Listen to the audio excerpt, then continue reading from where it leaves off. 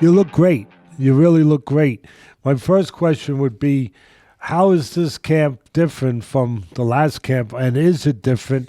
In a positive, negative, anything, compared to the last camp when you were getting ready for McGregor. Obviously, in a whole different mindset. You were Right.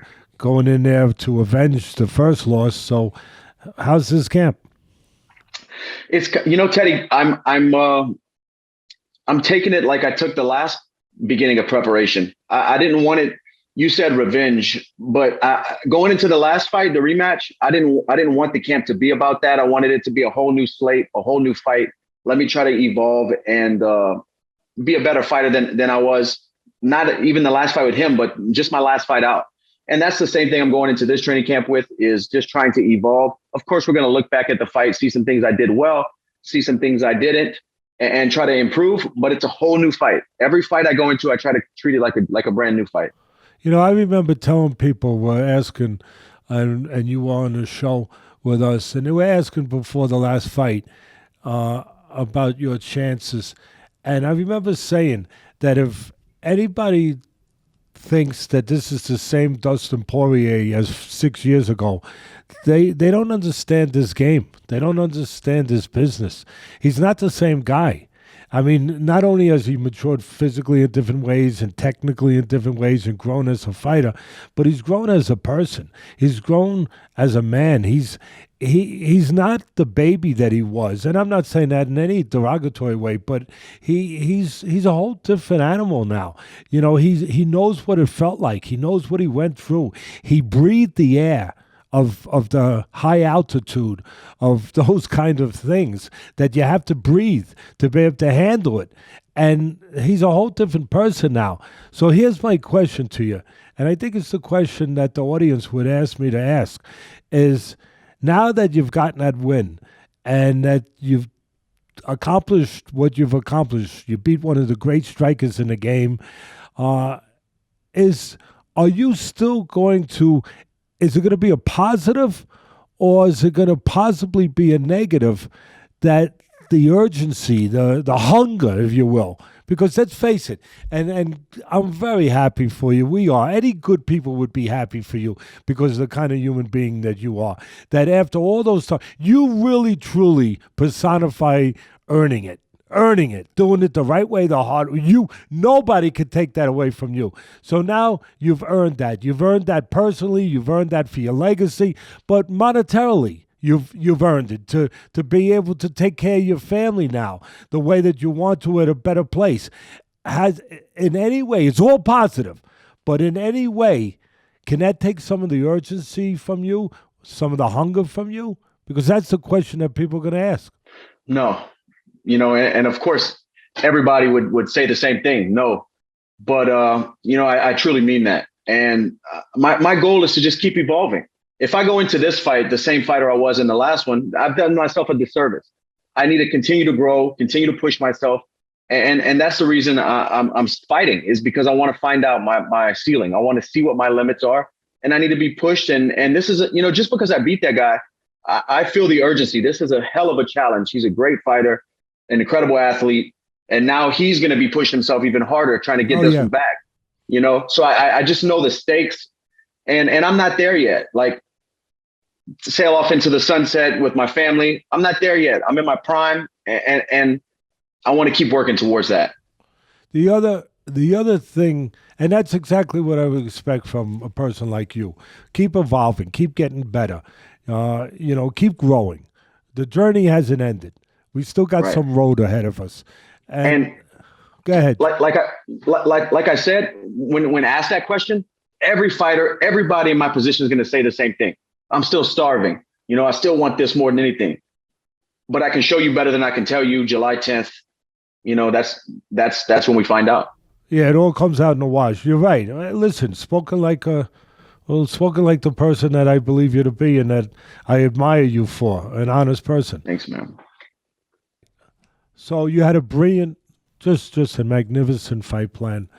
You know what you're fighting. That's the first thing. A man must know what he's fighting. Really, you got to know your environment. You have to know what the strengths and weaknesses are. You knew you're fighting a great striker and a great counterpuncher, one of the greatest.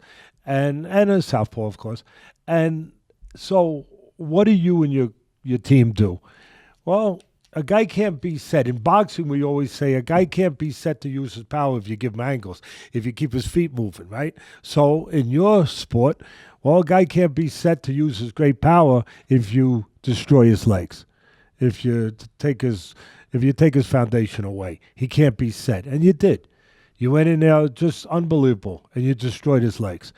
You made a point when you came on our show, and I remember it.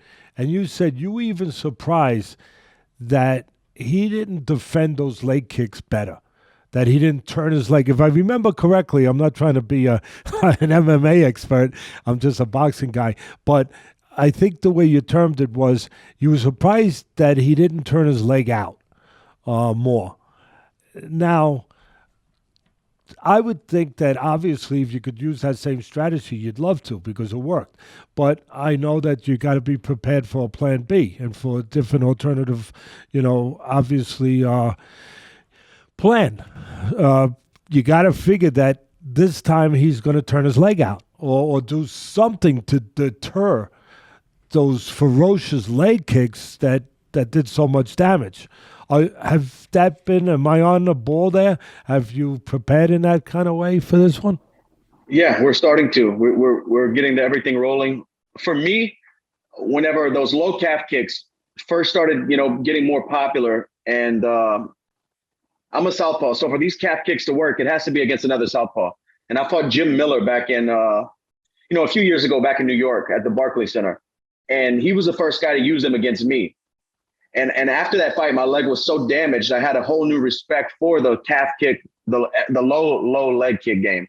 And I'm expecting Conor to do the same now. He felt how crippling those kicks and how painful those kicks are and how much it changes the dynamic of a fight that I think he's going to try to use them against me now. I really do. And that's what I started doing. I started trying to use them every chance I got after I was hurt with them. It just, same thing with a body shot. Like you start sparring, moving around with good boxers, you get touched to the body, you realize, wow, that really takes the wind out of your sails. I need to add this to my arsenal. And I believe that's what Conor is going to do here. So I'm working on still landing my offense with my low kicks, but now I'm working on defending a lot more than I used to. Yeah, because just as you said, to your point, that you'll be aware you have some kind of prevent defense for that. The other question I would ask you is there an alternative? You don't have to tell us specifically, but is there an alternative to land a leg kick now? Now, if he turns his leg out, so to speak, and defends the way you would have thought he was going to defend the first time, is there an alternative way now to still be productive with your leg kicks if he does the right thing in those areas, or if he changes what he did?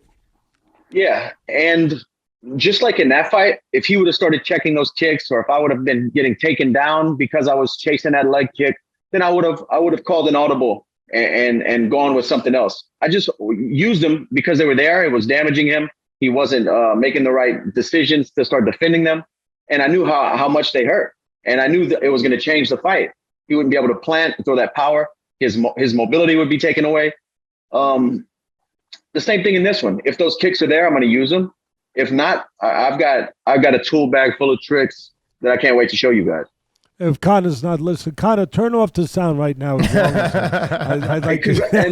I think he's probably not listening. I think this morning his wife gave birth. Oh, God bless. To their third child. So congratulations, Conor, the McGregor family. Wow. Glad to hear everything went well. Yeah. Yeah, that's news. We're breaking news all over the place here. The maternity ward, everything. Yeah. Wow. Yeah. Congratulations, Connor, and your family, and God bless to the addition to your family.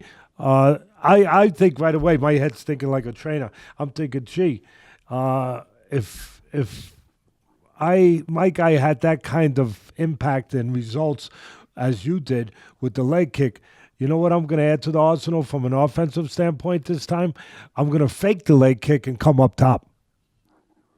I'm thinking that. I'm saying he wasn't listening, Dustin. So yeah. you could throw that into the tool box. The thing with I know you're still learning the MMA game here, but the thing with getting too greedy and falling in love with leg kicks, it's kind of the same thing with boxing, taking pictures, staying in front of somebody. If I start chasing this leg kick, planting myself in front of him, and he starts countering, he has a hell of a left hand that I can't be there, to get hit with. Yeah. So there's lots of the sword's double edged, and it's the highest level.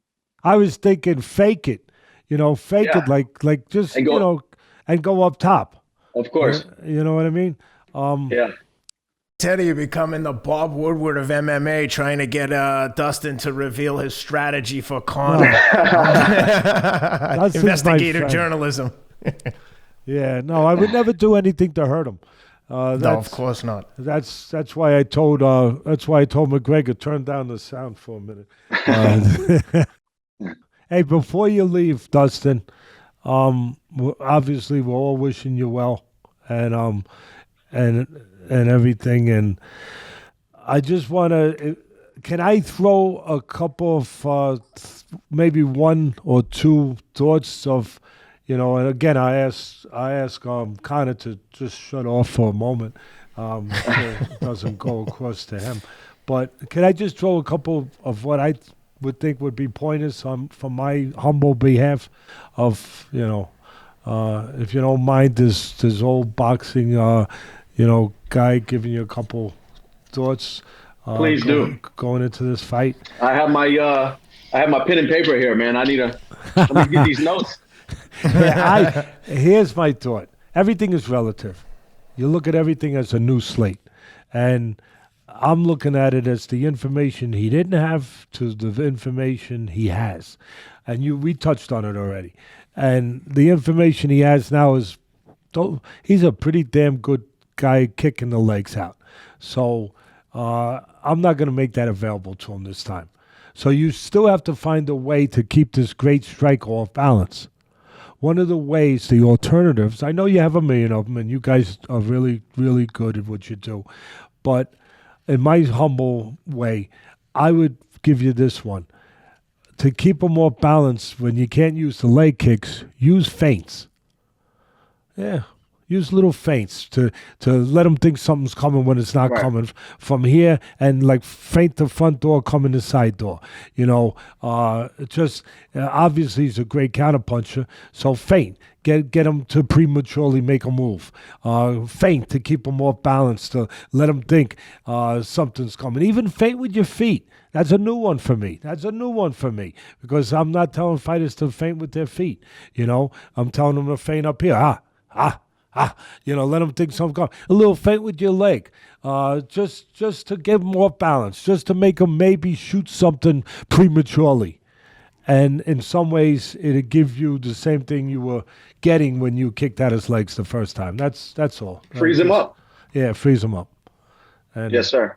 That's it. And best of luck. Best of luck. Go do what you do. Thank you, Teddy. I will. And I would tell you, don't jump any gillies, but I know what's happening, so I'm not even going to suggest. I can't. I might guillotine him this one. This one might be the one. Wouldn't that be fitting to finally end one and a big one in a gilly? Arm in. Oh, the gilly season.